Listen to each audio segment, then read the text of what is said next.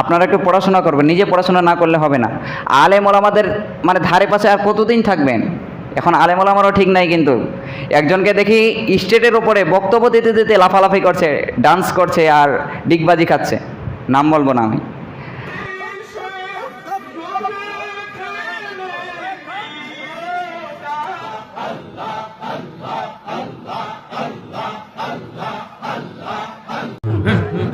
এই তাহিরির পাগল মন পাইতে তোমার দর্শন, খুঁজতে খুঁজতে এই তাহিরির গেল যে বেলা, আসিলে তুফান